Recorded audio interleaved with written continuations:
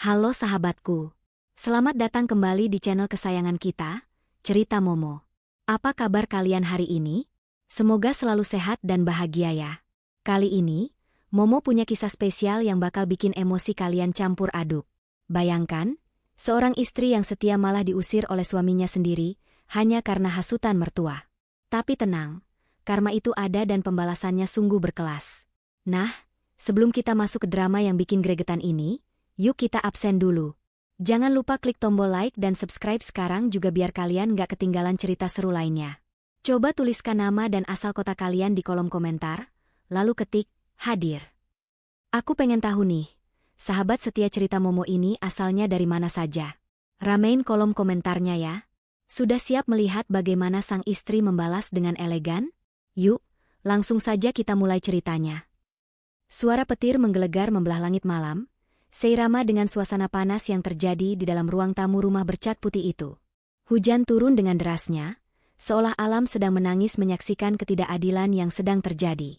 Di dalam rumah, Chandra berdiri mematung dengan tubuh gemetar, bukan karena dingin, melainkan menahan amarah dan sakit hati yang teramat sangat. Di hadapannya, Bu Murti, ibu mertuanya, sedang duduk bersimpuh di lantai sambil memegangi kakinya, merintih kesakitan dengan air mata yang membasahi pipi. Di sebelahnya, pecahan gelas beling berserakan. Teh panas yang baru saja dibuat Chandra menggenang di lantai keramik. Sakit aduh, sakit sekali, Ardan. Rintih Bu Murti dengan suara yang dibuat sedemikian pilu. Istrimu ini, dia sengaja mendorong ibu.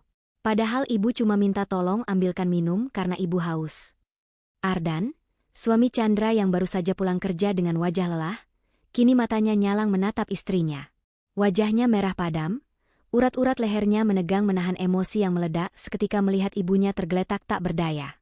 Tanpa mendengarkan penjelasan apapun, Ardan langsung menghampiri Chandra dan mencengkeram bahu istrinya itu dengan kasar. "Apa yang kau lakukan pada ibuku?" "Hah?" bentak Ardan. Suaranya menggelegar memenuhi ruangan, mengalahkan suara hujan di luar sana. "Tegas sekali kau. Ibu sudah tua. Di mana hati nuranimu?" Chandra menggelengkan kepala kuat-kuat, berusaha melepaskan cengkeraman tangan suaminya yang menyakitkan. "Demi Tuhan, Mas, aku tidak melakukannya. Ibu menjatuhkan gelas itu sendiri saat aku memberikannya. Aku tidak mendorong ibu," bela Chandra dengan suara bergetar. "Bohong," potong Bu Murti cepat, sela tangisannya.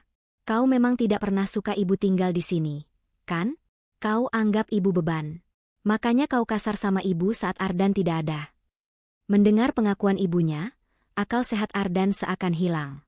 Hasutan yang selama ini ditanamkan Bu Murti setiap hari, akhirnya meledak malam ini.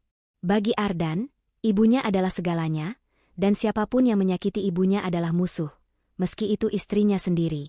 Dasar istri durhaka. Ardan mendorong tubuh Chandra hingga terhuyung ke belakang dan menabrak tembok. Napas laki-laki itu memburu. Ia menunjuk wajah Chandra dengan telunjuk yang gemetar karena murka. "Aku sudah muak dengan sikapmu. Selama ini aku diam, tapi malam ini kau sudah keterlaluan." Ardan berteriak lantang, matanya melotot tajam. "Sekarang, kau pilih. Kau minta maaf ke ibu dan cium kakinya sekarang juga, atau kau keluar dari rumahku malam ini juga." Hening sejenak. Hanya suara detak jam dinding dan derasnya hujan yang terdengar.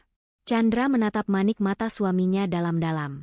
Ia mencari sisa-sisa cinta dan kepercayaan di sana, namun nihil. Yang ada hanya kebencian dan keangkuhan. Chandra kemudian beralih menatap Bu Murti. Di balik tangisan palsunya, Chandra bisa melihat seulas senyum licik tersungging di bibir mertuanya itu. Senyum kemenangan karena berhasil memfitnahnya. Harga diri Chandra terusik. Ia adalah seorang istri yang selama ini mengabdi penuh, bahkan diam-diam menutupi kekurangan finansial suaminya tanpa pernah mengeluh. Meminta maaf untuk kesalahan yang tidak ia perbuat, apalagi harus bersujud mencium kaki orang yang memfitnahnya, adalah penghinaan terbesar bagi hidupnya. Chandra menegakkan tubuhnya. Ia menghapus air mata di sudut matanya dengan kasar. Tatapannya berubah dingin, tak ada lagi kelembutan di sana. "Aku tidak akan meminta maaf, Mas," ucap Chandra tegas. "Karena aku tidak salah. Dan aku tidak akan pernah sudi mencium kaki orang yang sudah memfitnahku sekeji itu, meskipun dia ibumu." Jawaban Chandra itu bagaikan bensin yang disiramkan ke dalam api amarah Ardan. "Kurang ajar," teriak Ardan. Ia berjalan cepat ke kamar, lalu keluar dengan menyeret sebuah koper besar milik Chandra dan melemparkannya ke ruang tamu hingga menimbulkan suara gaduh. Kalau begitu, pergi kau. Keluar dari rumahku. Aku tidak butuh istri pembangkang yang tidak punya sopan santun sepertimu. Bawa semua barang rongsokanmu ini dan jangan pernah tunjukkan wajahmu lagi di hadapanku. Chandra menatap koper itu, lalu menatap Ardan. Hatinya hancur berkeping-keping, namun tekadnya justru semakin bulat. Ia tidak akan memohon. Ia tidak akan menangis meraung-raung meminta belas kasihan pada laki-laki yang tidak bisa menghargainya. Chandra mengambil tas tangan kecilnya yang tergeletak di meja. Ia tidak menyentuh koper besar itu. Ia hanya membawa dompet, ponsel, dan harga dirinya yang masih tersisa. Ia berjalan perlahan menuju pintu utama. Sebelum memutar gagang pintu, Chandra berbalik badan. Ia berdiri tegak, menatap Ardan yang masih emosi dan Bu Murti yang kini sudah duduk nyaman di sofa sambil memijat kakinya yang sakit. Ingat kata-kataku malam ini, Mas? Suara Chandra terdengar tenang, namun menusuk tajam hingga ke tulang sumsum. Kau mengusirku demi membela kebohongan. Kau merasa hebat dengan rumah dan jabatanmu saat ini. Tapi ingat, roda itu berputar. Chandra menatap tepat ke manik mata Ardan yang memerah. Kau akan menyesal, ucap Chandra penuh penekanan. Ardan hanya memalingkan muka dan tersenyum sinis, meremehkan ancaman istrinya. Menyesal? Cih. Aku justru akan mengadakan syukuran karena beban hidupku berkurang. Pergi sana. Tanpa bicara lagi, Chandra membuka pintu dan melangkah keluar. Angin malam yang dingin dan air hujan langsung menyambut tubuhnya. Dalam sekejap, pakaiannya basah kuyup. Namun, Chandra terus berjalan menembus kegelapan malam, meninggalkan gerbang rumah yang selama 2 tahun ini menjadi saksi bisu pengorbanannya. Begitu sampai di jalan raya yang sepi, di bawah guyuran hujan yang semakin lebat, Chandra mengeluarkan ponselnya yang ia lindungi dengan telapak tangan. Ia mengetik sebuah pesan singkat kepada seseorang. Pak Haryo, jemput saya sekarang. Sandiwara ini sudah selesai. Waktunya kita kembali bekerja. Chandra menoleh sekilas ke arah rumah itu. Rumah yang lampunya masih menyala terang, tempat suami dan mertuanya mungkin sedang tertawa puas merayakan kepergiannya. Mereka tidak tahu bahwa malam ini, mereka bukan hanya mengusir seorang istri. Mereka baru saja membangunkan seekor singa tidur. Dan saat singa itu bangkit, tidak akan ada tempat bagi mereka untuk bersembunyi.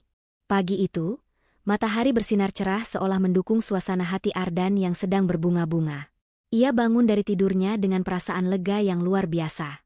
Tidak ada lagi sosok Chandra yang biasanya sibuk mondar-mandir menyiapkan pakaian atau mengingatkannya tentang jadwal hari ini. Rumah terasa hening, dan bagi Ardan, keheningan ini adalah bentuk kemerdekaan yang sudah lama ia dambakan. Ia berjalan ke ruang tengah, menemukan Bu Murti sedang duduk santai menonton televisi sambil menikmati toples camilan. Wajah ibunya tampak cerah, tidak ada lagi rintihan sakit palsu seperti semalam. Pagi, Ardan. Duh, rasanya rumah ini jadi adem ya kalau tidak ada perempuan pembawa sial itu, sambut Bu Murti dengan senyum lebar. Ardan tertawa kecil sambil mencium tangan ibunya. Iya, Bu. Rasanya beban di pundakku hilang setengah. Oh ya, nanti malam jangan masak, Bu. Aku akan bawa makanan enak. Kita pesta kecil-kecilan.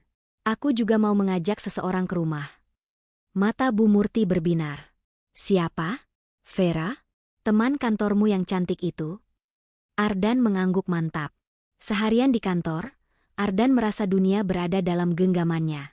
Ia bekerja dengan semangat berapi-api, merasa bahwa tanpa Chandra, karirnya akan melesat karena tidak ada lagi pengganggu di rumah. Saat jam makan siang, ia menemui Vera di kantin. Wanita itu tampil modis dengan pakaian bermerek, sangat kontras dengan Chandra yang selalu tampil sederhana. Jadi, dia sudah pergi? Tanya Vera dengan nada manja, matanya berbinar licik saat Ardan menceritakan kejadian semalam. Sudah bersih. Rumah itu sekarang milik kita sepenuhnya. Nanti malam datanglah. Ibu juga sudah tidak sabar bertemu calon menantu idaman. Rayu Ardan penuh percaya diri. Pulang kantor, Ardan mampir ke sebuah supermarket premium. Ia ingin menyajikan makan malam terbaik, daging steak kualitas impor, buah-buahan segar, dan kue mahal. Ia ingin menunjukkan pada Vera dan ibunya bahwa ia mampu memberikan kemewahan yang selama ini, menurutnya, dihambat oleh keborosan Chandra. Dengan percaya diri, Ardan menyodorkan kartu kredit platinum miliknya ke kasir. Kartu yang selama 2 tahun ini selalu lancar digunakan untuk gaya hidup hedonisnya. Maaf, Pak.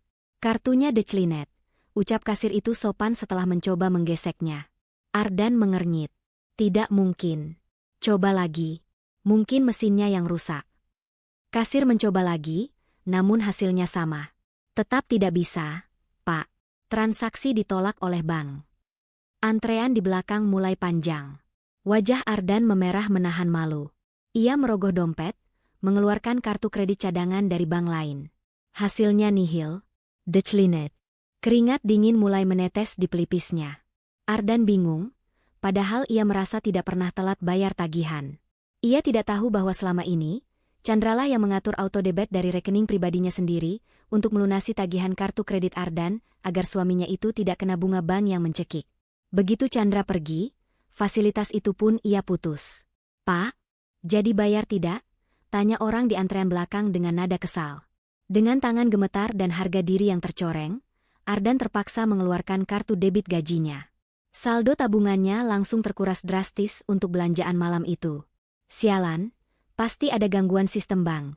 Gerutunya dalam hati, mencoba menenangkan diri. Malam harinya, Vera datang dengan membawa parsel buah, bersikap seolah ia adalah nyonya rumah yang baru. Bu Murti menyambutnya dengan pelukan hangat, seakan menyambut pahlawan yang pulang perang. Wah, Nak Vera cantik sekali aslinya. Wangi lagi, beda sama yang kemarin, bau bawang terus. Puji Bu Murti sambil melirik sinis ke arah foto pernikahan Ardan dan Chandra yang belum sempat diturunkan di dinding. Vera tersenyum manis, lalu matanya menyapu sekeliling ruang tamu. Rumahnya besar ya, Bu, tapi sayang sekali. Vera menyentuh tirai jendela yang berwarna krem lembut. Dekorasinya kuno. Tirai ini warnanya kusam, bikin suasana jadi suram. Siapa sih yang pilih? Nggak punya selera seni sama sekali. Padahal, tirai itu adalah sutra impor pilihan Chandra yang harganya fantastis. Namun Vera yang tidak paham barang mewah menganggapnya kain murahan. Ardan yang sedang menata piring di meja makan langsung menyahut, itu pilihan Chandra. Maklumlah, dia kan cuma perempuan rumahan. Seleranya kampungan. Nanti kamu ganti saja semuanya sesuai seleramu, sayang. Bu Murti mengangguk setuju dengan antusias. Betul. Ibu juga sebenarnya nggak suka. Tapi ya gimana, dulu dia yang maksa. Ibu seneng banget kalau Vera mau bantu tata ulang rumah ini biar lebih berkelas. Ibu tuh lebih suka punya menantu wanita karir seperti Vera.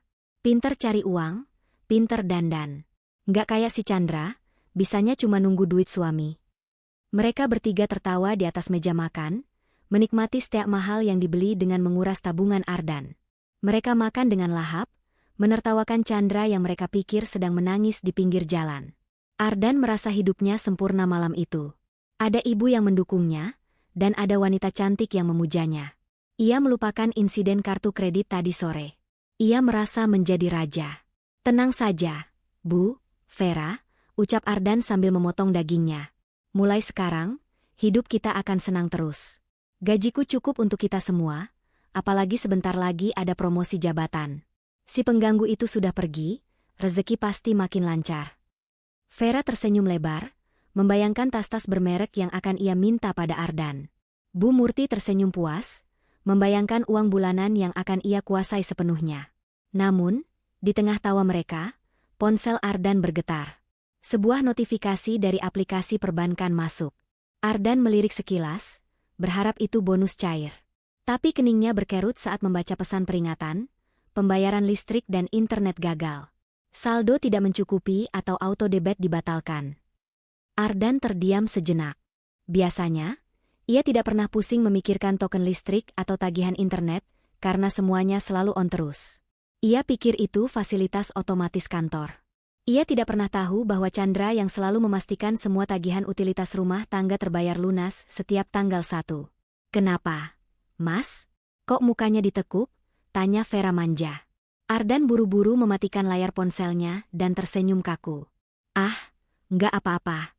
Cuma spam biasalah. Ayo tambah lagi dagingnya. Malam itu berlalu dengan penuh kesombongan di rumah Ardan. Mereka merayakan kemerdekaan dengan penuh sukacita, tanpa menyadari bahwa itu adalah makan malam mewah terakhir mereka. Di luar sana, Badai keuangan sedang bergerak perlahan namun pasti menuju rumah itu, siap menghantam pondasi ekonomi Ardan yang sebenarnya keropos tanpa topangan diam-diam dari sang istri yang telah ia buang. 3 hari berlalu sejak malam pengusiran itu.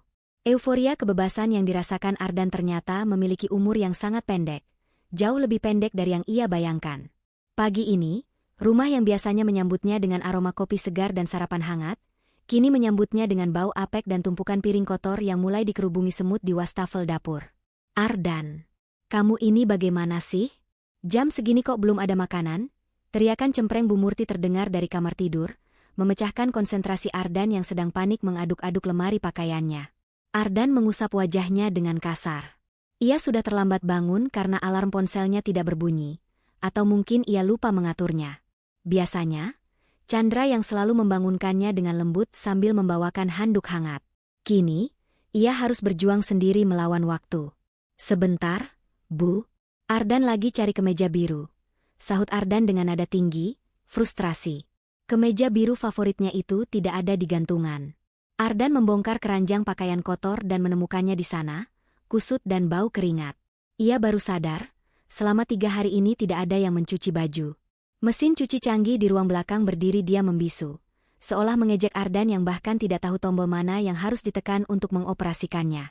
Terpaksa, Ardan memakai kemeja lain yang warnanya sedikit pudar dan belum disetrika. Ia berlari ke dapur, berharap bisa membuatkan sesuatu yang cepat untuk ibunya.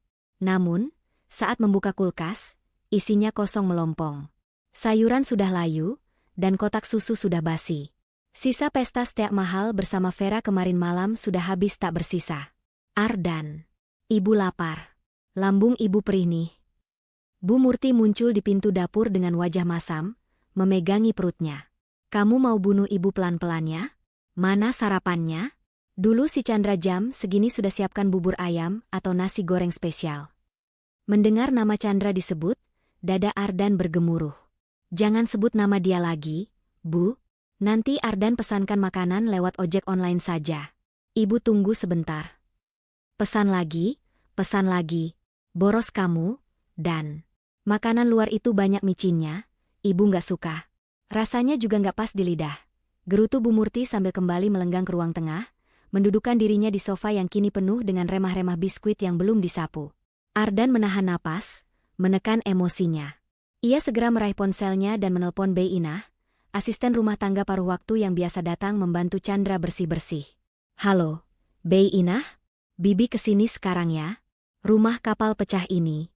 Tolong cuci baju dan masak sekalian," perintah Ardan tanpa basa-basi. Hening sejenak di ujung telepon, sebelum suara Bei Inah terdengar datar. "Maaf, Pak Ardan. Saya sudah berhenti kerja di rumah Bapak sejak 3 hari lalu." Ardan terbelalak. "Loh, kok berhenti sembarangan? Siapa yang izinkan?" "Saya kerjanya sama Bu Chandra, Pak. Yang gaji saya selama ini Bu Chandra pakai uang pribadinya, bukan Bapak. Kalau Bu Chandra sudah tidak di situ, ya saya tidak ada urusan lagi. Permisi." Sambungan telepon diputus sepihak. Ardan menatap layar ponselnya dengan mulut menganga. Ia baru tahu fakta itu. Ia pikir gaji pembantu diambil dari uang belanja bulanan yang ia berikan, yang jumlahnya sebenarnya sangat pas-pasan. Ternyata, selama ini Chandra yang menalangi semuanya. "Sialan," umpat Ardan. Ia membanting ponselnya ke sofa. "Dasar wanita licik. Dia pasti sudah menghasut pembantu supaya aku kerepotan. Kau pikir aku tidak bisa hidup tanpamu? Hah?" Dengan hati dongkol, Ardan memesan bubur ayam sembarangan lewat aplikasi untuk ibunya, lalu berangkat ke kantor tanpa sarapan dan dengan penampilan yang jauh dari kata rapi. Sesampainya di kantor, mimpi buruk Ardan berlanjut. Ia duduk di meja kerjanya dengan kepala pening. Hari ini adalah tenggat waktu pengumpulan laporan evaluasi bulanan divisi pemasaran. Ardan membuka laptopnya dengan percaya diri, yakin filenya sudah aman. Namun, saat ia membuka folder demi folder, keringat dingin mulai mengucur. File-file di sana berantakan. Data penjualan bulan lalu tercampur dengan data 2 tahun lalu. Tidak ada grafik rapi yang biasanya sudah tersaji manis. "Loh, kok begini? Di mana file? Final_revisi_ beneran?" gumam Ardan panik. Jantungnya berpacu cepat. Ingatannya melayang ke bulan-bulan sebelumnya. Biasanya, Saat Ardan pulang kerja dan langsung tidur karena kelelahan, Chandra sering meminjam laptopnya dengan alasan nonton drama Korea. Ternyata, istrinya itu diam-diam merapikan file-file Ardan, memperbaiki typo dalam laporan, bahkan membuatkan grafik presentasi agar suaminya terlihat kompeten di depan bos. Chandra melakukan itu semua dalam diam, tanpa pernah meminta pujian, demi menjaga harga diri suaminya.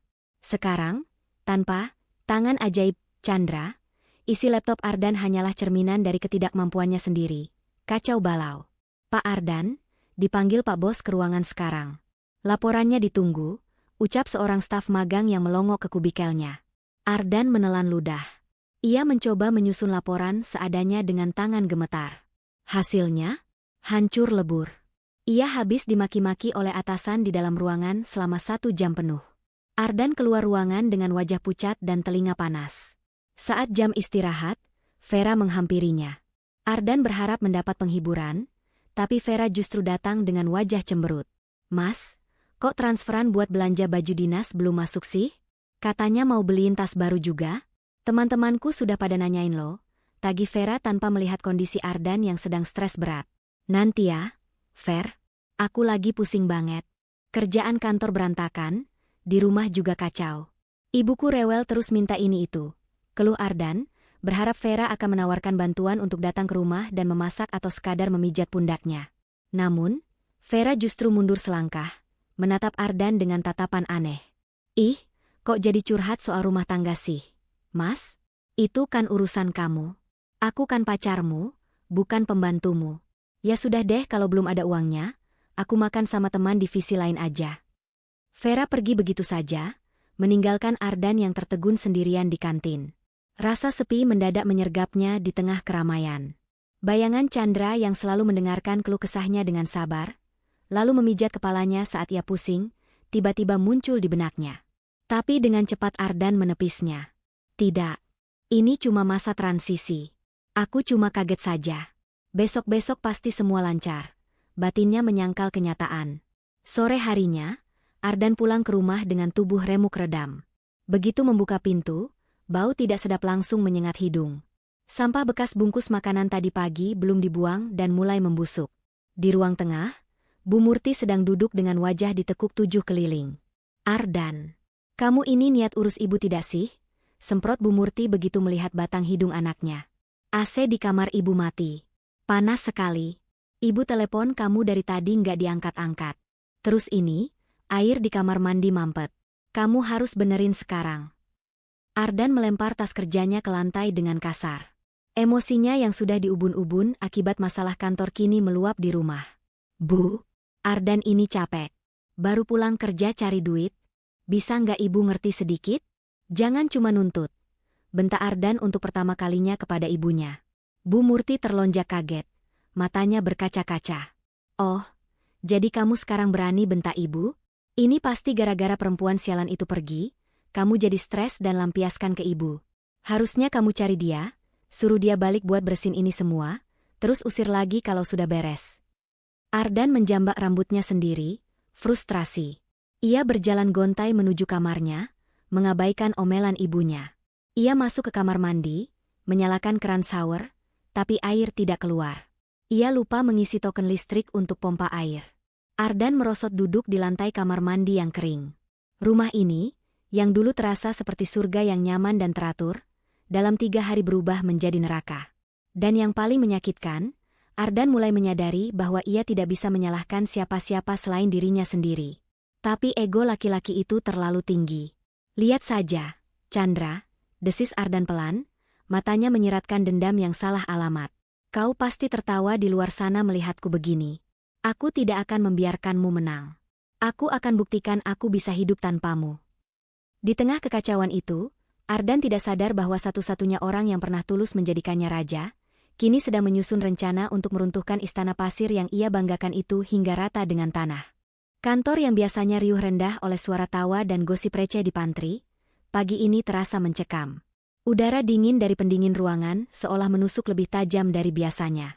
Wajah-wajah tegang terlihat di setiap kubikel. Mata mereka terpaku pada layar komputer yang menampilkan sebuah surel pengumuman resmi dari jajaran direksi lama. Berita itu menyebar secepat kilat, bahkan sebelum Ardan sempat meletakkan tas kerjanya di meja. Perusahaan tempat mereka bernaung selama ini, yang belakangan santer terdengar mengalami kesulitan finansial akibat salah urus, resmi diakuisisi penuh oleh sebuah konglomerasi raksasa bernama C Group. C Group? Bukannya itu perusahaan investasi yang terkenal sadis kalau merombak manajemen? Bisik salah satu karyawan di meja sebelah Ardan dengan wajah pucat. Iya, aku dengar CEO barunya tangan besi. Nggak pandang bulu. Kalau kinerja jelek, langsung pecat di tempat. Gila, bisa habis kita semua kalau diaudit, sahut karyawan lainnya. Ardan mendengus meremehkan mendengar ketakutan rekan-rekannya. Ia melonggarkan dasinya sedikit, mencoba terlihat santai meski jantungnya berdegup lebih kencang dari biasanya. Ia baru saja dimarahi habis-habisan kemarin soal laporan, tapi egonya sebagai manajer senior membuatnya merasa posisinya tidak akan tersentuh. Baginya, ia adalah aset lama yang tahu seluk-beluk perusahaan. Kalian ini penakut sekali, celetuk Ardan dengan suara lantang, sengaja agar didengar seisi ruangan. Akuisisi itu hal biasa dalam bisnis. Justru ini kesempatan bagus. C Group itu perusahaan kaya raya. Kalau kita bisa ambil hati pemilik barunya, gaji kita pasti naik berkali-kali lipat. Yang penting itu personal branding. Vera yang baru datang langsung menghampiri meja Ardan dengan langkah terburu-buru. Wajahnya dipoles make up lebih tebal dari biasanya, dan parfumnya semerbak memenuhi ruangan. Mas Ardan, kamu sudah baca emailnya? Tanya Vera setengah berbisik, namun matanya memancarkan kepanikan bercampur ambisi. Katanya perwakilan C Group bakal datang minggu depan buat inspeksi mendadak. Duh, aku harus gimana nih? Mas Ardan kan manajer? Pasti aman dong? Lindungi aku ya kalau ada apa-apa. Ardan tersenyum jumawa, menepuk punggung tangan Vera yang ada di atas meja. Tenang saja, Ver. Selama kamu sama aku, posisi kamu aman. Aku ini manajer pemasaran senior. Mereka butuh orang sepertiku untuk menjalankan roda perusahaan. Mana mungkin pemilik baru berani buang orang lama yang pegang kunci operasional? Nanti malah bangkrut mereka. Bener ya, Mas? Vera tersenyum manja, sedikit lega. Aku dengar pemilik C Group itu misterius banget. Nggak pernah muncul di media. Jangan-jangan dia bapak-bapak tua yang genit? Siapa tahu aku bisa jadi sekretaris pribadinya. Canda Vera sambil mengibaskan rambutnya, menunjukkan watak aslinya yang oportunis. Ardan tertawa hambar. Ada rasa tidak suka mendengar candaan Vera, tapi ia tepis. Fokus saja kerja. Nanti siang kita rapat tim. Aku mau pastikan tim kita terlihat paling menonjol saat inspeksi nanti. Padahal, di dalam kepalanya, Ardan sedang memutar otak. Laporan keuangannya masih berantakan. Ia harus mencari kambing hitam jika nanti diaudit. Mungkin ia bisa menyalahkan staf magang atau sistem komputer yang error. Yang jelas, Ardan sangat yakin bahwa karismanya akan mampu menutupi ketidakbecusannya. Sementara itu, di sebuah penthouse mewah yang terletak di lantai teratas gedung pencakar langit di pusat kota, suasana hening namun penuh aura kekuasaan begitu terasa. Dinding kaca raksasa memperlihatkan pemandangan kota yang sibuk di bawah sana, seolah dunia kecil yang siap untuk dikendalikan. Chandra duduk di kursi kebesarannya, membelakangi jendela. Penampilannya berubah total. Tidak ada lagi das terlusuh atau wajah lelah tanpa riasan yang biasa dilihat Ardan di rumah. Kini, ia mengenakan blazer hitam berpotongan tegas yang membalut tubuhnya dengan elegan. Rambutnya ditata rapi, dan sorot matanya tajam, penuh perhitungan. Di hadapannya, Pak Haryo, pria parubaya yang selalu setia mendampingi mendiang ayah Chandra dan kini mengabdi padanya, meletakkan sebuah map tebal berbahan kulit di atas meja marmer. Semua proses legalitas sudah selesai, Bu Chandra, lapor Pak Haryo dengan nada hormat. Saham mayoritas sudah dialihkan atas nama Ibu. Dewan Direksi Lama sudah menandatangani surat pengunduran diri pagi ini. Perusahaan tempat Pak Ardan bekerja, sekarang resmi menjadi milik Ibu sepenuhnya di bawah bendera C Group. Chandra menatap map itu. Jemarinya yang lentik menyentuh permukaan kulit map tersebut. Ada getaran halus di hatinya. Bukan hanya rasa puas, tapi juga rasa getir. Ia membeli perusahaan itu bukan semata-mata karena dendam. Ia tahu potensi perusahaan itu sebenarnya bagus, hanya saja dikelola oleh orang-orang yang tidak kompeten, seperti suaminya. Bagaimana reaksi di kantor cabang? Tanya Chandra datar, tanpa mengalihkan pandangan dari dokumen di depannya. Sesuai dugaan Ibu, terjadi kepanikan massal. Desas-desus tentang bersih-bersih, karyawan sudah menyebar. Tapi, Pak Haryo berhenti sejenak, seolah ragu. Tapi apa, Pak Haryo? Pak Ardan dan Nona Vera tampaknya tidak merasa terancam. Dari laporan intelijen di lapangan, Pak Ardan justru sesumbar kepada timnya bahwa dia akan mendapatkan promosi dari pemilik baru karena merasa dirinya paling berjasa. Sudut bibir Chandra terangkat sedikit, membentuk senyum tipis yang dingin. Percaya diri sekali dia. Dia lupa, jasa yang dia banggakan selama ini adalah hasil kerja keras istrinya yang dia sebut pembangkang. Chandra membuka map itu, mengambil pena emas miliknya, dan membubuhkan tanda tangan tegas di atas lembar terakhir akta akuisisi. Tinta hitam itu menjadi stempel nasib bagi ratusan karyawan, termasuk Ardan. Biarkan dia terbang tinggi dulu, Pak Haryo, ucap Chandra sambil menutup map itu dengan suara bam pelan namun tegas. Semakin tinggi dia terbang dengan kesombongannya, semakin sakit rasanya saat saya patahkan sayapnya nanti. Baik, Bu. Lalu, kapan Ibu akan menampakkan diri di sana? Chandra berdiri, berjalan menuju dinding kaca, menatap gedung kantor Ardan yang terlihat kecil dari kejauhan. Minggu depan. Siapkan rapat umum pemegang saham luar biasa. Undang seluruh karyawan tanpa terkecuali. Aku ingin melihat wajah mereka saat tahu siapa bos besar yang sebenarnya. Dan satu lagi, Pak Haryo, tambah Chandra tanpa menoleh. Pastikan undangan untuk Pak Ardan dan Vera diantar secara khusus. Buat mereka merasa istimewa, untuk yang terakhir kalinya. Pak Haryo mengangguk takzim lalu undur diri, meninggalkan Chandra sendirian di ruangan luas itu. Chandra menempelkan telapak tangannya ke kaca dingin.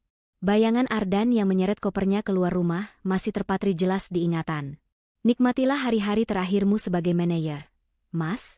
Bisik Chandra pada bayangannya sendiri di kaca. Karena sebentar lagi, kau akan tahu rasanya menjadi orang yang tidak dianggap, persis seperti yang kau lakukan padaku. Di seberang kota, Ardan kembali ke meja kerjanya dengan perasaan menang setelah rapat tim. Ia merasa sudah mengamankan posisinya dengan memberikan instruksi-instruksi kosong kepada bawahannya. Ia tidak tahu bahwa di atas sana, palu hakim sudah diketuk, dan vonis untuk kehidupannya yang nyaman sudah dijatuhkan. Badai bukan lagi sekadar ramalan cuaca, badai itu sudah berada tepat di depan pintu gerbangnya. Jam makan siang tiba. Matahari terasa menyengat di luar, namun di dalam restoran, The Royal Taste, udara terasa sejuk dan beraroma lavender. Ini adalah salah satu restoran paling mahal di pusat kota, tempat di mana harga segelas air mineral saja bisa setara dengan biaya makan seharian orang biasa. Ardan duduk berhadapan dengan Vera di meja dekat jendela kaca besar. Tangannya memegang buku menu yang tebal dan berat, namun matanya tidak fokus membaca nama-nama hidangan asing di sana. Ia lebih fokus melirik deretan angka harganya. Jantungnya berdegup tidak nyaman. Tabungannya menipis dengan kecepatan yang mengkhawatirkan sejak Chandra pergi, tapi gengsi di depan Vera memaksanya tetap tersenyum lebar. Pesan apa saja yang kamu mau, sayang. Jangan sungkan, ucap Ardan dengan nada sokaya, meski dalam hati ia berdoa Vera tidak memilih menu Wagyu A5. Vera tersenyum lebar, matanya berbinar licik. Aduh, Mas Ardan memang paling pengertian. Kalau gitu aku pesan lobster thermidor sama jus trufel ya. Kamu nggak makan? Ardan menelan ludah. Itu salah satu menu termahal. Aku masih agak kenyang sarapan tadi. Aku pesan kopi saja. Padahal perutnya keroncongan karena tadi pagi ia berangkat tanpa sarapan akibat dapur yang kosong melompong. Saat mereka sedang menunggu pesanan, sebuah mobil Alphard hitam mengkilap berhenti tepat di depan lobi restoran yang terlihat jelas dari kaca tempat mereka duduk. Mobil itu terlihat sangat mewah, dengan plat nomor cantik yang menandakan pemiliknya bukan orang sembarangan. Wih, mobil siapa tuh, Mas? Keren banget. Kapan ya kita bisa naik mobil begitu? Celetuk Vera sambil menopang dagu, matanya tak lepas dari mobil itu.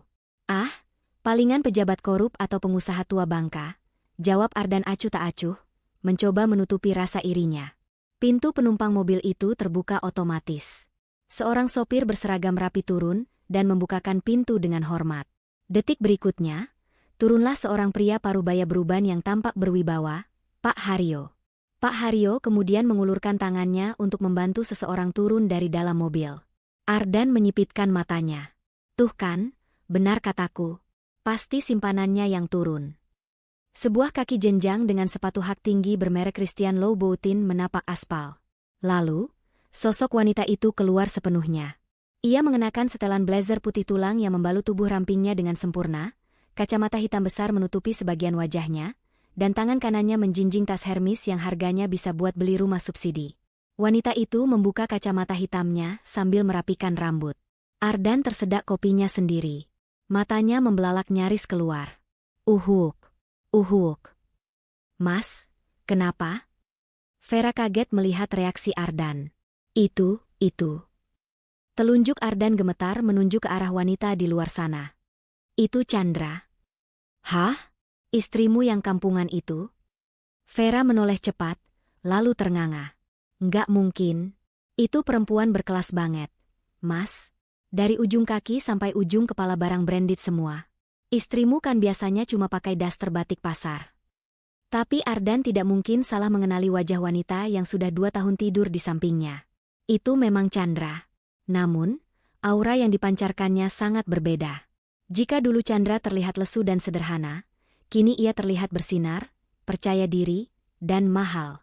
Chandra tampak tersenyum tipis pada Pak Haryo, lalu mereka berjalan berdampingan masuk restoran. Pak Haryo terlihat membungkuk sedikit saat berbicara pada Chandra, sebuah gestur hormat dari bawahan kepada atasan. Namun, di mata kotor Ardan, pemandangan itu diterjemahkan lain. Otak Ardan langsung menyusun skenario jahat untuk menutupi rasa kaget dan insecure-nya. Wajah kagetnya perlahan berubah menjadi senyum sinis yang menjijikan. Cih, desis Ardan, meletakkan cangkir kopinya dengan kasar. Pantas saja. Pantas apanya, Mas? Tanya Vera bingung. Lihat itu, Ver. Lihat baik-baik, ujar Ardan dengan nada penuh penghinaan. Baru seminggu aku usir dari rumah, dia sudah gandeng aki-aki kaya. Ternyata begitu cara dia bertahan hidup. Menjual diri jadi simpanan orang tua. Vera kembali menatap Chandra dan Pak Haryo yang kini sedang disambut oleh manajer restoran dengan sangat ramah. Bahkan manajer itu terlihat membungkuk dalam-dalam. Oh, jadi itu sugar daddy-nya? Vera tertawa kecil, merasa posisinya kembali aman. Ia sempat merasa terintimidasi melihat penampilan Chandra. Tapi jika itu hasil dari menjadi simpanan, Vera merasa dirinya lebih bermartabat. Murahan banget ya, Mas. Padahal mukanya polos. Ya begitulah watak aslinya. Tambah Ardan semakin berapi-api, merasa pembenarannya sempurna. Selama ini dia sok suci di rumah. Sok irit, ternyata di luar dia liar. Untung aku cepat-cepat ceraikan dia, meski belum resmi. Kalau tidak, bisa habis hartaku diporoti buat gaya hidup dia yang sok sosialita itu. Ibu benar, dia memang tidak pantas jadi menantu keluarga kita. Saat Chandra dan Pak Haryo berjalan melewati area makan umum menuju ruang VIP, Ardan sengaja memalingkan wajahnya, pura-pura sibuk dengan ponsel, takut jika Chandra melihatnya dan meminta uang atau membuat drama.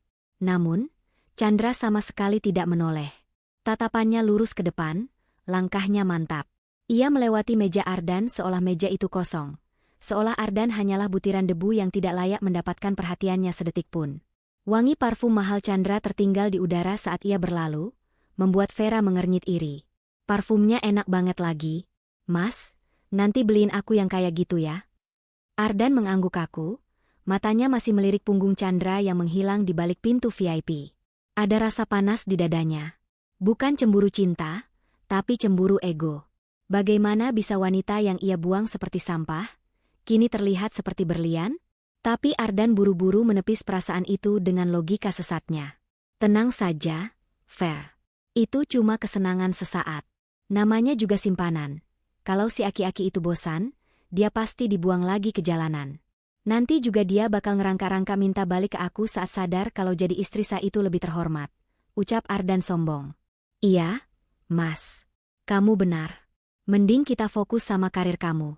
Minggu depan kan ada bos besar baru datang. Kamu harus siap-siap promosi biar kita bisa tampar balik si Chandra pakai kesuksesan kita. Dukung Vera. Betul.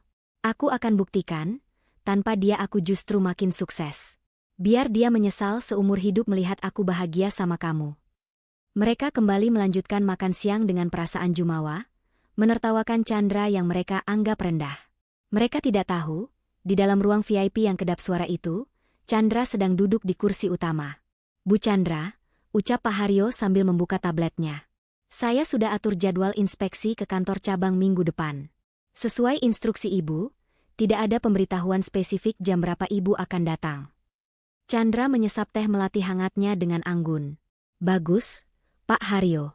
Oh ya, tadi sepertinya saya melihat lalat di meja dekat jendela luar. Sangat mengganggu pemandangan. Pak Haryo yang mengerti maksud kiasan bosnya langsung mengangguk paham. Apakah perlu saya usir lalat itu sekarang, Bu? Chandra tersenyum tipis, matanya berkilat dingin. Tidak perlu. Biarkan lalat itu kenyang dulu dengan imajinasinya. Semakin tinggi dia terbang dalam kebodohannya, semakin nikmat saat kita pukul jatuh nanti. Di luar sana, Ardan membayar tagihan makan siangnya dengan kartu debit yang saldonya kini tinggal sisa remah-remah, sambil tersenyum puas merasa dirinya adalah pemenang hari itu. Ia tidak sadar bahwa wanita yang ia sebut simpanan itu baru saja membeli restoran tempat ia makan sebagai salah satu portofolio investasi kecilnya, hanya karena ia suka teh melatinya. Seminggu telah berlalu sejak Chandra angkat kaki dari rumah. Suasana di kantor pagi ini terasa berbeda. Bukan ketegangan biasa, melainkan antusiasme yang bercampur dengan kecemasan. Sebuah pengumuman besar terpampang di layar monitor setiap karyawan, juga ditempel di papan pengumuman lobi utama. Pengumuman penting, rapat umum tahunan perkenalan direksi baru C Group, lokasi, Grand Ballroom, Hotel Emerald, Bintang 5, waktu, besok, pukul 9 WIB sifat, wajib hadir untuk seluruh karyawan tanpa terkecuali. Ardan membaca pengumuman itu dengan senyum lebar yang tak bisa disembunyikan.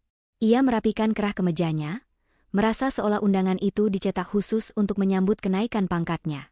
Lihat ini, Fer, ujar Ardan sambil menunjuk layar komputernya saat Vera lewat. Hotel Emerald. Itu hotel paling mewah di kota ini. C Group memang tidak main-main. Dan kamu tahu? Biasanya acara semewah ini hanya diadakan untuk mengumumkan hal-hal besar, seperti promosi manajer kunci. Vera, yang hari itu mengenakan blus baru yang dibelinya dengan fitur pay later di aplikasi belanja, mengangguk antusias. Pasti kamu yang dimaksud, Mas. Siapa lagi di divisi pemasaran yang punya pengalaman sebanyak kamu? Pak Joko kan sudah tua, pasti dia dipensiunkan. Kamu calon kuat penggantinya. Jelas, jawab Ardan sombong. Aku sudah siapkan pidato singkat kalau nanti aku dipanggil ke atas panggung. Kita harus tampil sempurna besok. Kamu jangan pakai baju yang itu-itu saja, malu sama bos baru. Sepulang kerja, Ardan disambut oleh Bu Murti yang sedang cemberut di ruang tamu. Televisi menyala keras, menampilkan sinetron, tapi mata ibunya melirik tajam ke arah Ardan. Ardan, kamu dari mana saja? Ibu telepon minta pulsa listrik kok nggak dikirim-kirim? Tadi sempat mati lampu setengah jam, ibu kepanasan, omel Bu Murti. Ardan menghela napas panjang. Dompetnya benar-benar tipis. Kartu kreditnya sudah mati total. Ia tadi meminjam uang tunai 100.000 dari teman kantornya, hanya untuk bensin dan makan siang. Lupa, Bu. Tadi sibuk banget persiapan rapat besar. Dali Ardan sambil duduk di sofa, melepas sepatunya yang solnya mulai tipis. Rapat terus. Duitnya mana? Tagih Bu Murti ketus. Minggu depan giliran arisan RT di rumah ini. Ibu mau pesan catering yang mahal, biar si Bu Siska tetangga sebelah itu nggak sombong lagi pamer emasnya. Ibu butuh 5 juta, dan besok harus ada. Ardan tersentak. 5 juta? Bu, Ardan lagi nggak pegang uang tunai segitu sekarang. Gajian masih seminggu lagi. Bu Murti langsung mendelik, air muka dramanya keluar. Ya ampun, nasib punya anak pelit amat sama orang tua. Dulu waktu ada si Chandra, ibu minta apa saja dituruti. Dia bisa tuh sisihkan uang belanja buat ibu arisan. Masa kamu anak kandung sendiri hitung-hitungan? Apa kata tetangga nanti kalau suguhan arisan ibu cuma teh tawar? Mendengar nama Chandra disebut lagi sebagai pembanding, ego Ardan tersengat. Ia tidak terima dianggap lebih tidak mampu daripada istrinya yang ia buang. Cukup, Bu. Jangan banding-bandingkan aku sama dia. Potong Ardan emosi. Oke, 5 juta kan? Besok Ardan kasih. Besok Ardan ada acara besar di hotel mewah. Bos baru Ardan akan datang, dan Ardan yakin bakal dapat bonus besar atau kenaikan gaji di tempat. Ibu tenang saja, lusa kita bisa beli catering paling mahal sekampung ini. Bu Murti langsung berubah wajah, tersenyum lebar hingga matanya menyipit. Nah, gitu dong. Itu baru anak berbakti. Ya sudah, sana istirahat. Jangan lupa besok tampil yang ganteng, biar bosmu senang. Malam itu, Ardan tidak bisa tidur nyenyak. Bukan karena gugup, tapi karena bingung mencari pinjaman kilat lewat aplikasi online di ponselnya demi menutupi gengsi pada ibunya besok. Setelah 3 aplikasi menolak pengajuannya karena skor kredit yang buruk, efek kartu kredit macet. Akhirnya 1 aplikasi pinjaman dengan bunga tinggi menyetujuinya. Beres. Gumam Ardan lega melihat saldo rekeningnya bertambah, meski ia tahu bunganya akan mencekik leher. Ah, bodoh amat. Besok kan naik jabatan, gaji pasti naik 3 kali lipat. Kecil lah utang segini. Keesokan harinya, Grand Ballroom Hotel Emerald sudah dipadati ratusan karyawan. Lampu kristal raksasa menggantung di langit-langit, memancarkan kemewahan yang menyilaukan. Meja-meja bundar ditata rapi dengan taplak putih bersih dan rangkaian bunga segar. Ardan melangkah masuk dengan setelan jas terbaiknya. Jas yang dulu dibelikan Chandra sebagai hadiah ulang tahun, yang kini ia pakai untuk merayakan kebebasannya dari wanita itu. Ia menggandeng Vera yang memakai gaun merah menyala, terlalu mencolok untuk acara kantor, tapi mereka merasa menjadi pusat perhatian. Kita duduk di depan, Mas.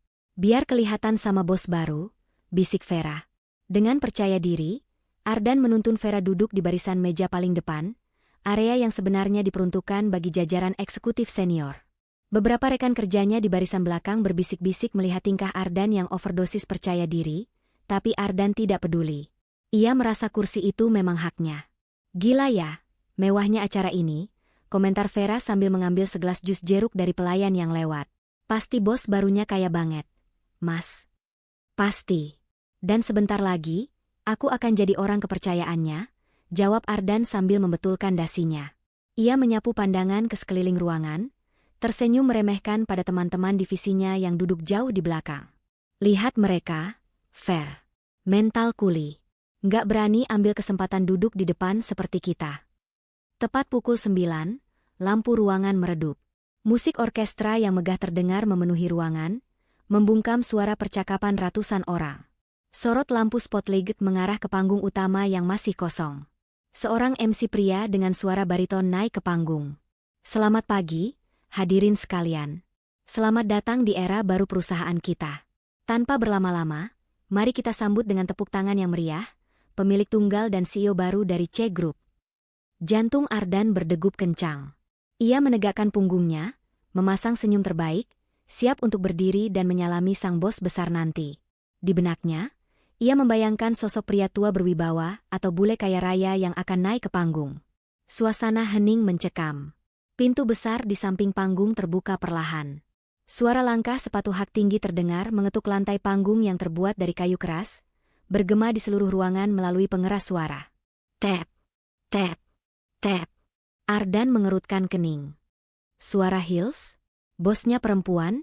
Bisiknya pada Vera. Vera mengangkat bahu, matanya tak berkedip menatap panggung. Dan saat sosok itu muncul sepenuhnya di bawah sorotan lampu, waktu seakan berhenti bagi Ardan. Senyum di wajahnya membeku, lalu perlahan retak, hancur berkeping-keping menjadi ekspresi horor yang tak terlukiskan. Itu bukan pria tua. Bukan bule. Bukan orang asing. Sosok yang berdiri di sana, mengenakan setelan bisnis abu-abu metalik yang memancarkan aura dominasi mutlak. Wajahnya dingin, cantik, namun menakutkan. Tatapannya menyapu seluruh ruangan sebelum akhirnya berhenti sejenak ke arah meja depan, tempat Ardan duduk mematung dengan mulut menganga. Di rumah, Bu Murti sedang sibuk menelepon catering, memesan menu termahal dengan uang yang belum ada di tangan, yakin anaknya sedang diangkat derajatnya. Ia tidak tahu bahwa di ballroom hotel itu, anak kesayangannya sedang menyaksikan mimpi buruknya menjadi nyata di atas panggung kehormatan. Jantung Ardan serasa berhenti berdetak. Dunia di sekelilingnya mendadak senyap, menyisakan dengungan panjang yang menyakitkan di telinganya. Ia mengucek matanya berkali-kali, berharap sosok di atas panggung itu hanyalah halusinasi akibat kurang tidur atau efek stres dikejar utang. Namun, sosok itu tetap di sana. Nyata, tegas, dan berkuasa. Mas Ardan. Suara Vera terdengar bergetar di sebelahnya, cengkeraman tangannya pada lengan jas Ardan terasa menyakitkan saking kencangnya. Itu bukannya wanita yang di restoran kemarin? Itu istrimu? Jangan bilang kalau dia. Ardan tidak bisa menjawab. Lidahnya keluh, menempel di langit-langit mulut yang terasa kering kerontang. Wajahnya pucat pasi, seputih taplak meja di hadapannya. Bagaimana mungkin? Bagaimana mungkin wanita yang seminggu lalu ia seret keluar rumah dengan hinaan, wanita yang selama 2 tahun ia anggap benalu tak berguna, kini berdiri di puncak tertinggi sebagai pemilik nasibnya? Di atas panggung, Chandra melangkah mendekati podium mikrofon. Pak Haryo berdiri sigap 2 langkah di belakangnya, memegang tablet dengan wajah datar namun penuh hormat. Pemandangan itu menampar logika Ardan. Jadi, pria tua yang ia hina sebagai sugar daddy, itu adalah asisten pribadi? Dan mobil mewah itu, semua itu milik Chandra? Selamat pagi. Suara Chandra terdengar jernih dan berwibawa melalui pengeras suara, memenuhi setiap sudut ballroom. Tidak ada nada ragu, tidak ada kegugupan. Itu adalah suara seorang pemimpin. Pagi, Bu. Seru ratusan karyawan serempak. Suara mereka penuh kekaguman dan rasa hormat, kontras dengan Ardan yang kini menyusut di kursinya, berharap bisa menghilang di telan bumi. Perkenalkan, nama saya Chandra. Saya adalah pemilik baru dari C Group, dan mulai hari ini, saya memegang kendali penuh atas perusahaan ini, lanjut Chandra. Tatapannya tajam menyapu seluruh ruangan, seolah sedang memindai satu persatu wajah karyawannya. Saat tatapan itu sampai ke barisan depan, mata Chandra berhenti. Ia menatap lurus ke arah Ardan dan Vera. Tidak ada senyum, tidak ada kedipan. Hanya tatapan dingin yang menusuk hingga ke sumsum tulang. Ardan merasa seperti ditelanjangi di depan umum. Keringat dingin sebesar biji jagung mulai mengalir di pelipisnya. Saya mengakuisisi perusahaan ini bukan tanpa alasan, ujar Chandra lagi, matanya masih terkunci pada Ardan, meski ia berbicara kepada seluruh hadirin. Saya melihat potensi besar di sini. Namun, sebuah perusahaan, sama halnya dengan sebuah rumah tangga, akan hancur jika diisi oleh orang-orang yang tidak jujur, manipulatif, dan tidak tahu diri. Kalimat itu bagaikan tamparan keras di pipi Ardan. Vera menunduk dalam-dalam, mencoba menyembunyikan wajahnya di balik rambut panjangnya yang tadi ia banggakan. Ia teringat betapa lancangnya ia menghina dekorasi rumah Chandra dan menyebutnya kampungan di restoran. Kini, ia sadar bahwa kampungan itu adalah pemilik perusahaan tempatnya mencari nafkah. Saya mendengar banyak laporan tentang inefisiensi dan kecurangan di beberapa departemen, lanjut Chandra sambil membuka map yang disodorkan Pak Haryo. Maka dari itu, agenda utama hari ini bukan sekadar perkenalan, tapi pembersihan. Suasana ballroom yang tadinya hening kini mulai terdengar kasak-kusuk gelisah. Karyawan saling pandang, takut jika nama mereka yang disebut. Ardan mencoba menenangkan dirinya. Otaknya yang panik berusaha mencari rasionalisasi. Mungkin dia cuma boneka, batin Ardan menyangkal. Mungkin dia cuma dipasang orang lain. Dia kan bodoh, gak mungkin bisa pimpin perusahaan. Aku manajer senior, aku punya prestasi. Dia gak akan berani pecat aku di depan umum. Itu melanggar prosedur HRD. Keyakinan semu itu membuat Ardan sedikit menegakkan punggungnya. Ia mencoba tersenyum kaku ke arah Chandra, berharap ada sisa-sisa perasaan cinta istrinya yang bisa menyelamatkannya. Sebuah senyum memelas yang menyedihkan. Namun, Chandra justru membalas senyum itu dengan seringai tipis yang mengerikan. Ia memberi isyarat tangan kepada operator di belakang panggung. Sebelum kita bahas visi misi ke depan, mari kita lihat data kinerja bulan lalu yang sangat menarik, ucap Chandra. Layar raksasa di belakang panggung menyala. Sebuah grafik kinerja muncul. Judulnya terpampang jelas, Evaluasi Divisi Pemasaran, Ketidaksesuaian Anggaran Penurunan Performa. Wajah Ardan yang tadinya pucat kini berubah menjadi merah padam. Itu divisinya. Seperti yang Anda lihat, Chandra menunjuk grafik yang menukik tajam ke bawah dengan laser pointer. Ada kebocoran dana operasional yang cukup masif di divisi ini. Dana hiburan klien yang membengkak, tapi tidak ada kontrak baru yang didapat. Laporan perjalanan dinas yang fiktif. Dan Chandra menekan tombol next. Slide berganti menampilkan foto-foto bukti struk makan di restoran mewah dan tagihan hotel pada jam kerja, yang tanggalnya cocok dengan klaim lembur Ardan dan Vera. Seluruh ruangan gempar. Bisik-bisik berubah menjadi suara riuh. Semua mata kini tertuju pada punggung Ardan dan Vera yang duduk di barisan paling depan. Posisi yang tadinya Ardan banggakan sebagai simbol status, kini menjadi kursi pesakitan yang paling terekspos. Mas itu struk makan kita minggu lalu. Bisik Vera panik, wajahnya ketakutan setengah mati. Kenapa bisa ada di layar? Ardan gemetar hebat. Ia tidak menyangka Chandra memiliki akses sedetail itu. Ia lupa, selama ini Chandra yang merapikan dompetnya, mungkin istrinya itu sudah memfoto semua bukti kebusukannya sejak lama sebagai jaminan, atau tim audit C Group bekerja sangat cepat. Divisi ini dipimpin oleh seorang manajer senior yang seharusnya menjadi contoh. Suara Chandra menggelegar, memotong keriuhan. Pak Ardan dan stafnya, Saudari Vera, silakan berdiri. Perintah itu terdengar mutlak. Tidak ada ruang untuk membantah. Kaki Ardan terasa seperti jeli. Ia mencoba berdiri, namun lututnya goyah. Ia harus berpegangan pada pinggiran meja agar tidak ambruk. Vera ikut berdiri di sampingnya dengan kepala tertunduk. Air mata ketakutan mulai menetes merusak make-up tebalnya. Saya? Ardan mencoba membuka suara, suaranya parau dan pecah. Bu Chandra, maksud saya? Chandra ini bisa dijelaskan? Anda memanggil saya apa? Potong Chandra tajam. Di sini saya atasan Anda, bukan istri yang bisa Anda bentak-bentak di rumah. Maaf, Bu Chandra.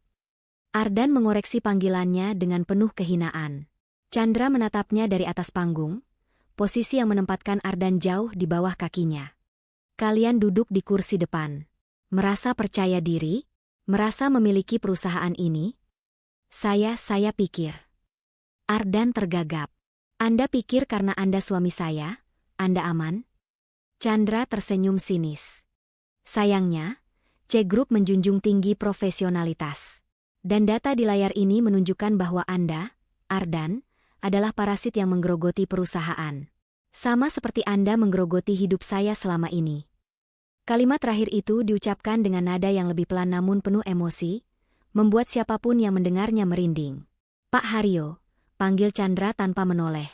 Ya, Bu, jawab Pak Haryo sigap, menyodorkan mikrofon nirkabel ke arah Ardan, memaksa Ardan untuk berbicara agar suaranya terdengar ke seluruh penjuru ruangan.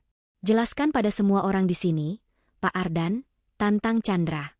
Kenapa perusahaan harus mempertahankan karyawan yang menggunakan kartu kredit kantor untuk membelikan tas mewah selingkuhannya, sementara dia mengusir istrinya sendiri karena tidak mau memijat kaki ibunya?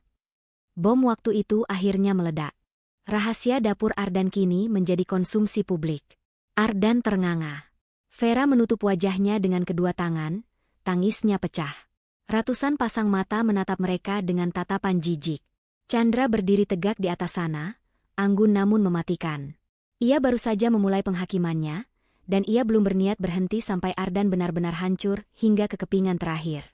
Suasana di dalam Grand Ballroom Hotel Emerald berubah menjadi arena penghakiman yang mencekam. Ratusan pasang mata menatap Ardan dan Vera dengan pandangan menjijikan, seolah mereka adalah sampah yang baru saja dibuang ke tengah pesta mewah. Bisik-bisik yang tadinya pelan kini berubah menjadi dengungan lebah yang riuh, mencemooh perilaku tidak bermoral manajer pemasaran mereka. Ardan berdiri mematung. Mikrofon di tangannya terasa sangat berat, seberat dosa-dosa yang kini ditelanjangi di layar raksasa. Wajahnya yang tadi merah padam kini pucat pasi, seolah darah berhenti mengalir di tubuhnya. Ia menatap Chandra di atas panggung, sosok yang dulu ia anggap lemah dan penurut, kini menjelma menjadi raksasa yang siap menginjaknya hingga hancur. Bu Chandra. Suara Ardan bergetar hebat, terdengar menyedihkan melalui pengeras suara yang memantul ke seluruh ruangan. Ini masalah rumah tangga kita. Tolong, jangan bawa ke ranah pekerjaan. Kita bisa bicarakan ini baik-baik di rumah. Tolong, turunkan selide itu. Chandra tertawa kecil, tawa yang dingin dan menusuk. Ia melangkah perlahan menuruni anak tangga panggung, mendekati meja Ardan. Suara langkah sepatu hak tingginya terdengar ritmis. Tak, tak, tak, seperti hitungan mundur menuju kiamat bagi Ardan. Masalah rumah tangga, ulang Chandra, kini berdiri hanya beberapa meter di depan Ardan, dibatasi oleh meja bundar. Tatapannya sedingin es. Kamu lupa, Ardan? Kamu yang mencampur adukan urusan pribadi dengan pekerjaan, saat kamu menggunakan uang perusahaan untuk membiayai liburan rahasiamu dengan wanitamu itu ke Bali bulan lalu. Apakah itu masalah rumah tangga?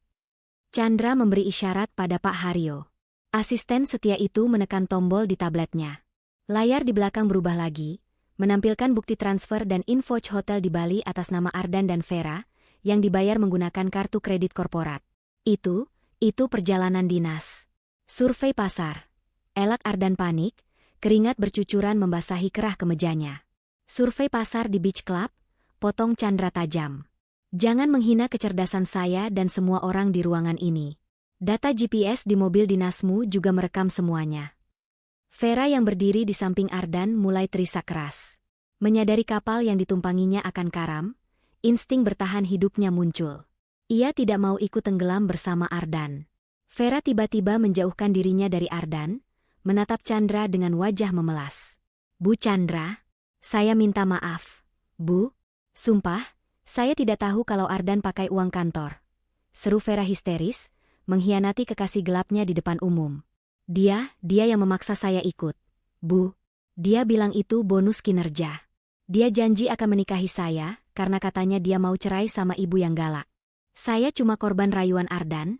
Bu, tolong jangan pecat saya. Ardan terbelalak kaget. Ia menoleh ke arah Vera dengan tatapan tak percaya. Vera, apa-apaan kamu? Bukannya kamu yang minta tas Gucci itu? Kamu yang merengek minta liburan? Bohong. Kamu yang tawarin. Teriak Vera balik, tidak peduli lagi pada rasa malu. Pertengkaran memalukan antara dua peselingkuh itu terjadi live di depan ratusan karyawan. Suara tawa sinis dan sorakan, terdengar dari barisan belakang. Pemandangan itu sungguh menyedihkan sekaligus memuaskan bagi mereka yang selama ini muak dengan kesombongan Ardan. Cukup. Satu kata dari Chandra menghentikan keributan itu seketika. Hening kembali menyergap. Aura otoritas Chandra begitu kuat hingga Vera langsung bungkam dan menunduk gemetar. Chandra menatap mereka berdua bergantian dengan tatapan jijik. Saya tidak butuh drama murah kalian di acara perusahaan saya. Saya butuh integritas. Chandra menegakkan tubuhnya, menatap lurus ke arah Ardan. Ardan, sesuai pasal dalam kontrak kerja tentang kode etik dan penyalahgunaan aset perusahaan, serta menimbang bukti-bukti penggelapan dana yang tidak terbantahkan. Chandra menarik napas pendek, lalu menjatuhkan vonisnya dengan lantang. Mulai detik ini, saya memecat kalian berdua dengan tidak hormat. Kata-kata itu menghantam Ardan lebih keras daripada pukulan fisik. Dipecat. Tidak hormat. Itu artinya karirnya tamat. Tidak akan ada perusahaan lain yang mau mempekerjakannya dengan catatan seburuk ini. Dan satu lagi, tambah Chandra, tangannya terulur meminta sesuatu. Kunci mobil dinas, ponsel kantor, laptop, dan ID card kalian. Serahkan sekarang juga. Itu semua aset C Group. Kalian tidak berhak menyentuhnya lagi. Ardan menggeleng lemah. Tapi mobil itu, bagaimana aku pulang? Bagaimana aku? Itu bukan urusan saya, potong Chandra dingin. Sama seperti saat kamu tidak peduli bagaimana aku pergi saat kamu usir aku tengah malam di bawah hujan. Kau punya kaki, kan? Jalan. Pak Haryo maju, diikuti dua orang petugas keamanan bertubuh kekar. Dengan sigap, petugas keamanan itu melucuti ID card yang tergantung di leher Ardan dan Vera. Pak Haryo menengadahkan tangan di depan Ardan, menunggu kunci mobil. Dengan tangan gemetar hebat, Ardan merogoh saku celananya. Ia mengeluarkan kunci mobil SUV yang selama ini ia banggakan, simbol statusnya di depan tetangga dan ibunya. Mobil yang ia klaim sebagai miliknya, padahal hanya fasilitas kantor. Ardan meletakkan kunci itu di telapak tangan Pak Haryo dengan hati hancur. Rasanya seperti menyerahkan nyawanya sendiri. Petugas, bawa mereka keluar. Pastikan mereka tidak membawa satupun barang inventaris kantor, sekecil apapun, perintah Chandra tegas. Dua petugas keamanan itu langsung memegang lengan Ardan dan Vera, menyeret mereka keluar dari barisan depan. Vera menangis meraung-raung minta ampun, sementara Ardan berjalan dengan langkah gontai, kepalanya tertunduk dalam, tidak berani menatap wajah-wajah rekan kerjanya yang menatapnya dengan pandangan mencemooh. Saat Ardan diseret melewati lorong kursi menuju pintu keluar, ia sempat menoleh sekilas ke belakang. Ia melihat Chandra sudah kembali naik ke podium, berdiri tegak dan anggun, melanjutkan pidatonya seolah-olah Ardan hanyalah debu kecil yang baru saja disapu bersih dari lantai. Hadirin sekalian, mari kita lupakan insiden barusan dan kembali fokus pada masa depan C Group yang gemilang. Ucap Chandra disambut tepuk tangan gemuruh dari seluruh karyawan, tepuk tangan yang merayakan kejatuhan tirani kecil Ardan dan bangkitnya pemimpin baru yang adil. Pintu besar ballroom tertutup di belakang Ardan dengan suara dentuman berat. Ia dan Vera dilempar begitu saja ke lobi hotel. Orang-orang kaya yang lalu lalang di lobi menatap mereka aneh. Sepasang manusia dengan pakaian pesta tapi wajah berantakan dan menangis histeris. Ini semua gara-gara kamu, Mas. Vera mendorong dada Ardan kasar, lalu melepas sepatunya dan berlari keluar lobi tanpa alas kaki, meninggalkan Ardan sendirian. Ardan merosot duduk di lantai marmer yang dingin. Jas mahalnya kusut. Ia merogoh saku, hanya ada dompet tipis berisi KTP dan uang receh. Ponsel kantornya sudah disita. Ia tidak punya kendaraan. Ia tidak punya pekerjaan. Ia punya utang pinjaman online yang baru cair kemarin. Dan di rumah, Bu Murti sedang menunggu dengan impian catering mewah yang kini telah musnah menjadi abu. Ardan tertawa getir, tawa orang yang sudah kehilangan akal sehatnya. Kata-kata Chandra saat diusir dulu terngiang kembali di telinganya, berputar seperti kaset rusak. Kau akan menyesal. Dan penyesalan itu kini datang bukan seperti ombak, melainkan seperti tsunami yang menyapu bersih seluruh pondasi hidupnya dalam sekejap mata. Namun, Ardan belum tahu satu hal lagi. Penderitaannya belum selesai. Badai sesungguhnya baru akan dimulai saat ia menginjakan kaki di rumah nanti. Langit sore yang mulai gelap seolah ikut berduka mengiringi langkah gontai Ardan. Tidak ada lagi mobil SUV mengkilap yang biasa ia kendarai dengan bangga. Pria yang tadi pagi berangkat dengan setelan jas rapi dan dagu terangkat tinggi itu, kini pulang menumpang angkutan umum yang sesak dan panas. Jas mahalnya ia sampirkan di bahu, kemejanya basah oleh keringat dan air mata yang sudah mengering, meninggalkan jejak kepedihan di wajahnya yang kusam. Ardan berjalan kaki dari jalan raya, menuju kompleks perumahannya. Kakinya terasa berat, seberat beban kenyataan yang harus ia sampaikan pada ibunya. Namun, ia mencoba menghibur diri. Setidaknya masih ada rumah, pikirnya. Aku bisa istirahat, tidur, dan cari kerja lain besok. Ibu pasti mengerti. Namun, harapan sederhana itu hancur berkeping-keping begitu Ardan membelok di tikungan terakhir menuju rumahnya. Dari kejauhan, ia melihat kerumunan orang di depan pagar rumahnya. Bukan tetangga yang datang untuk arisan, melainkan dua orang pria berbadan tegap dengan seragam safari dan seorang petugas berseragam ban yang sedang memegang map merah. Suara teriakan histeris Bu Murti terdengar melengking hingga ke jalanan. Jangan tempel stiker itu. Ini rumah anak saya. Anak saya manajer sukses. Kalian pasti salah alamat. Pergi kalian penipu. Ardan mempercepat langkahnya, jantungnya berdegup kencang seirama dengan kepanikan yang melanda. Saat ia sampai di depan pagar, ia melihat petugas bank itu baru saja selesai menempelkan stiker besar berwarna merah menyala di dinding depan rumah. Tulisan di stiker itu membakar mata Ardan. Tanah dan bangunan ini dalam pengawasan bank disita karena kredit macet. Ibu, seru Ardan, berlari menghampiri ibunya yang sedang menarik-narik baju petugas bank itu dengan membabi buta. Bu Murti menoleh, wajahnya sembab penuh air mata, rambutnya acak-acakan. Begitu melihat Ardan, harapan muncul di matanya. Ardan, syukur kamu pulang. Usir mereka, dan mereka bilang rumah ini mau disita. Bilang sama mereka kalau kamu punya uang banyak. Bayar mereka sekarang. Ardan terdiam, mematung di tempat. Petugas bank itu menatap Ardan dengan tatapan dingin, lalu membuka map merahnya. Bapak Ardan, tanya petugas itu datar. Kami dari pihak bank. Sesuai surat peringatan ketiga yang sudah kami kirimkan minggu lalu dan tidak ada tanggapan, serta kegagalan auto debit hari ini, maka kami terpaksa melakukan penyitaan aset sesuai akad kredit yang Bapak tanda tangani 2 tahun lalu. Tunggu. Ardan menelan ludah, tenggorokannya tercekat. Tapi biasanya lancar-lancar saja. Kenapa tiba-tiba disita hari ini? Petugas itu tersenyum sinis.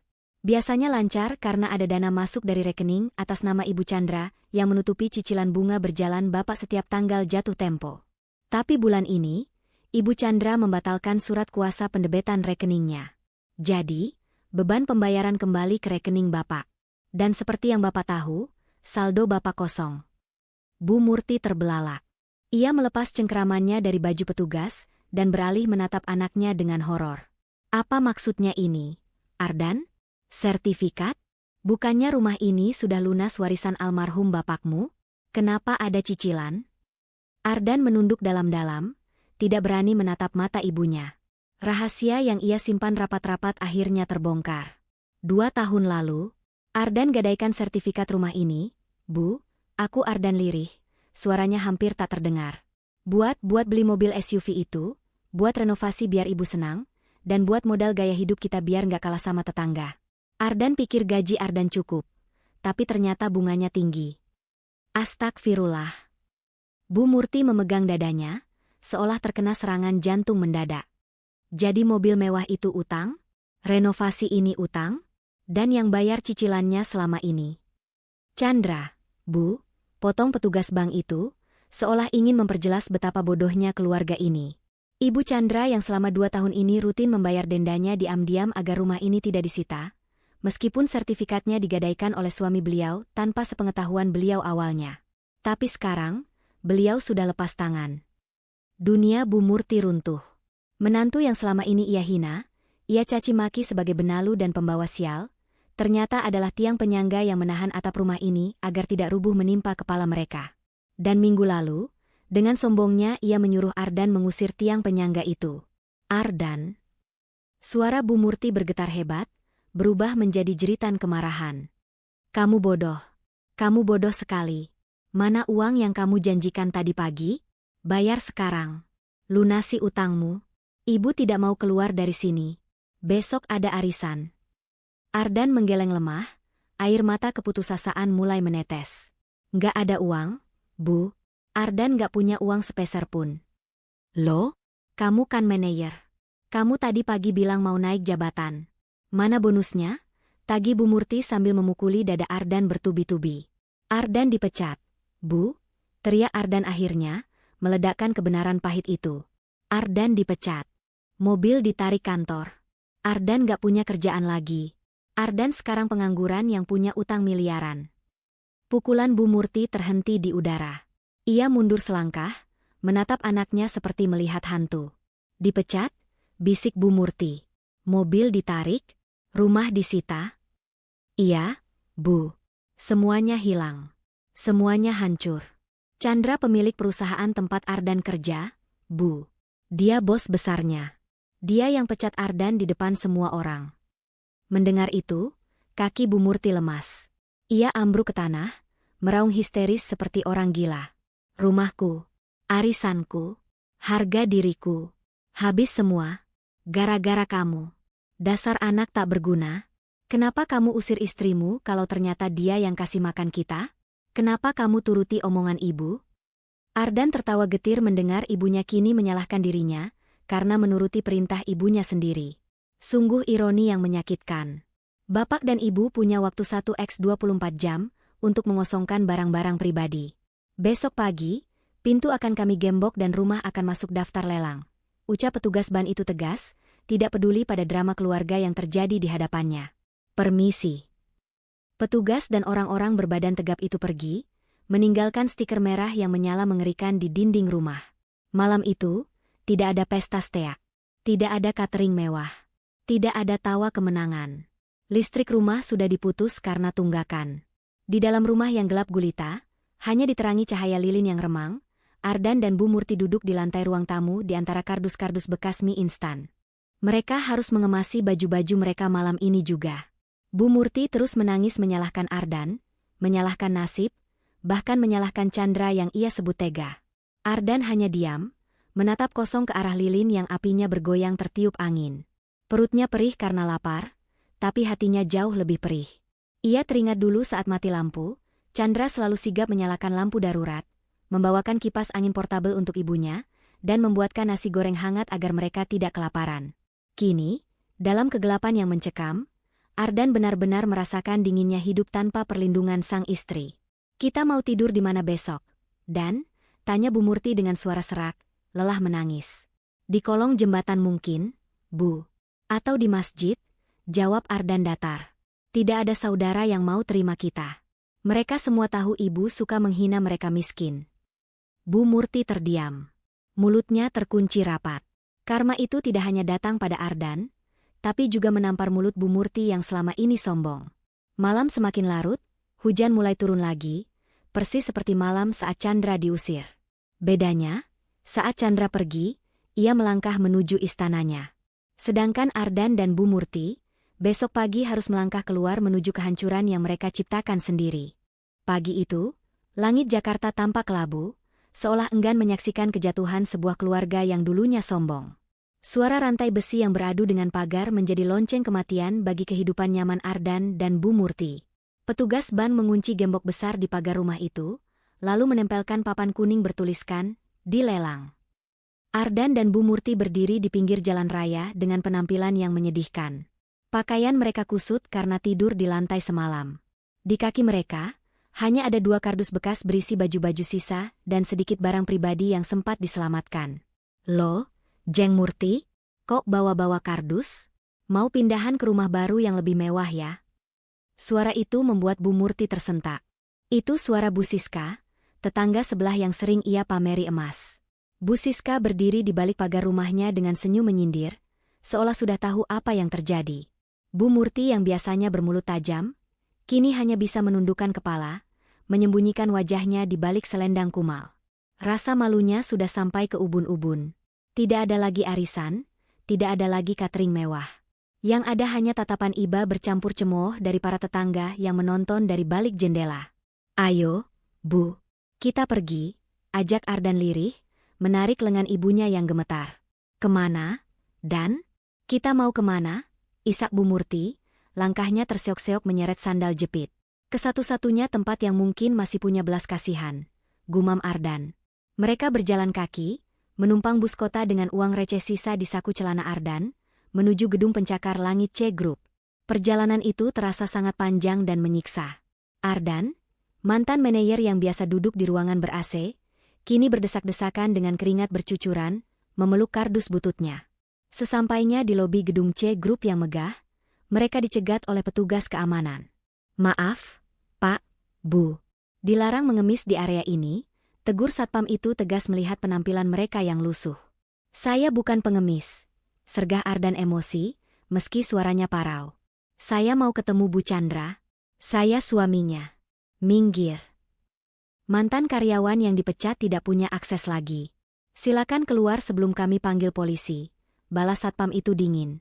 Ardan dan Bu Murti akhirnya terpaksa menunggu di trotoar panas di depan gedung, persis seperti gelandangan. Mereka menunggu berjam-jam tanpa makan dan minum. Matahari membakar kulit mereka, debu jalanan menempel di wajah yang penuh air mata. Sore harinya, sebuah mobil Alphard hitam keluar dari lobi. Ardan mengenali plat nomornya. Itu mobil Chandra. "Chandra, Chandra." Ardan nekat berlari menghadang mobil itu, menggedor-gedor kacanya dengan putus asa. "Berhenti. Tolong aku." Mobil itu berhenti mendadak. Kaca jendela belakang turun perlahan. Terlihat wajah Chandra yang tenang dan dingin, menatap Ardan yang berantakan. "Ada apa lagi?" tanya Chandra datar. Melihat Chandra, pertahanan Ardan runtuh seketika. Ia menjatuhkan dirinya ke aspal yang panas, bersimpuh tepat di samping pintu mobil.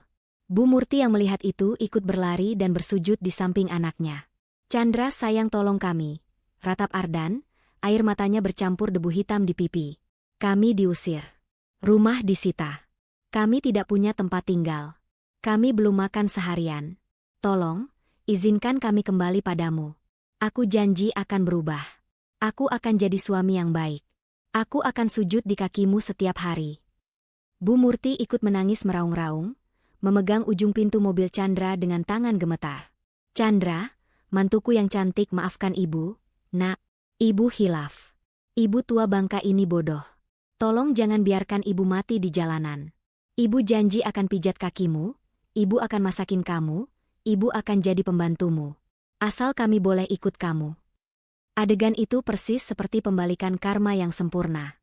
Dulu, Ardan yang berteriak menyuruh Chandra mencium kaki ibunya. Kini, mereka berdua yang mengemis ingin mencium kaki Chandra di pinggir jalan. Chandra membuka pintu mobil dan turun. Ia berdiri tegak, memandang dua manusia yang dulu paling ia hormati dan ia cintai, kini tersungkur tak berdaya di kakinya. Namun, tidak ada rasa iba di mata Chandra. Luka yang mereka toreskan terlalu dalam. Fitnah keji, penghinaan, dan pengusiran di tengah malam hujan itu telah membunuh rasa cinta yang pernah ada.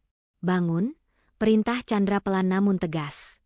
Ardan mengangkat wajahnya, berharap ada pelukan hangat. Kamu memaafkan kami?"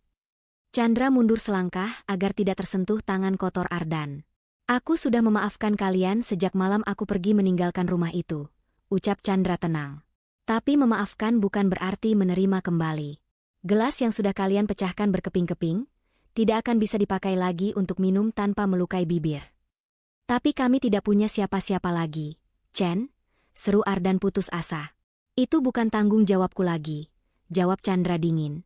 Dulu, saat aku punya segalanya untuk kalian, kalian buang aku seperti sampah.